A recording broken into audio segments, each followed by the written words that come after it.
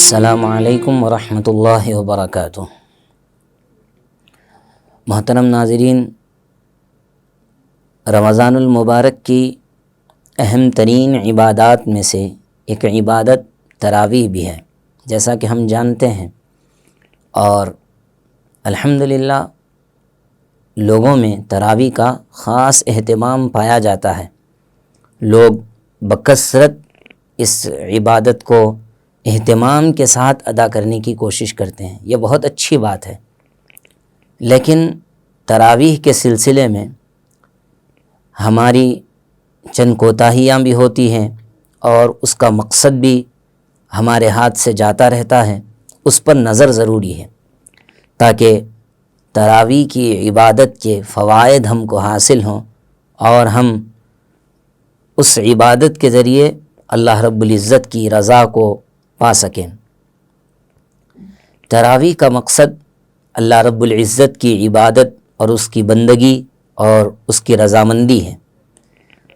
تراویح کا مقصد اللہ کے نبی صلی اللہ علیہ وسلم کی سنت پر عمل اور صحابہ کرام رضوان اللہ تعالی علیہم اجمعین کی جو سنت اور جس نماز پر صحابہ کا تعامل ہے اس کو جاری رکھنا ہے، اور اس کے ذریعے سے اللہ کا قرب پانا ہے۔ تراویح کا یہ بہت اہم مقصد ہے، اس لیے اس مقصد کے حصول میں ہر ممکن ہمیں لگے رہنا ہے اور ہر طرح کی کوتاہی سے اپنے آپ کو بچانا ہے۔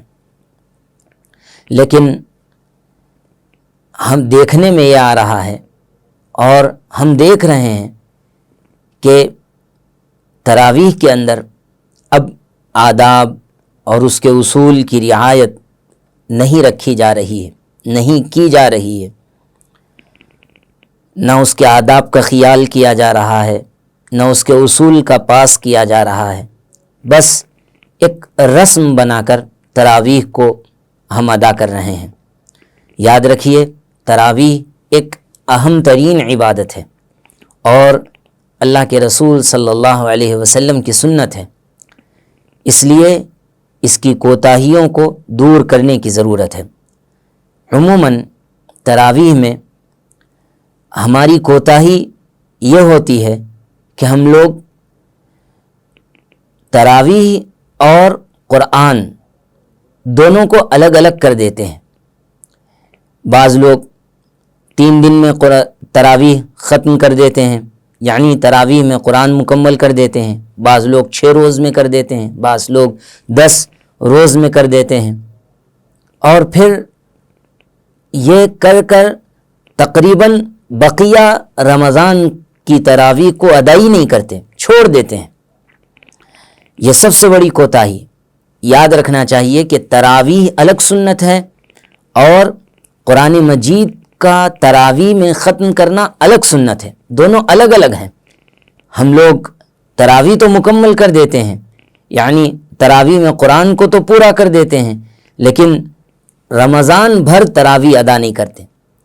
اس لیے اس کوتاہی کو دور کرنے کی ضرورت ہے۔ تراویح رمضان کے شروع سے لے کر شوال کے شروع، یعنی عید کے دن تک، عید کی رات تک تراویح کو ادا کرنا ہے۔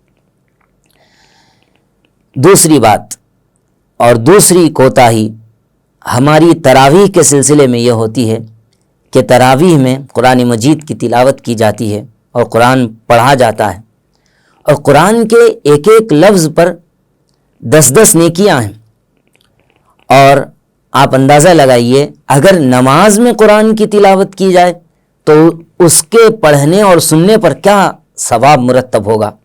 لیکن عموماً یہ دیکھنے میں آتا ہے کہ ہم لوگ پہلی رکعت میں امام کی قرات ختم ہونے کا انتظار کرتے ہیں۔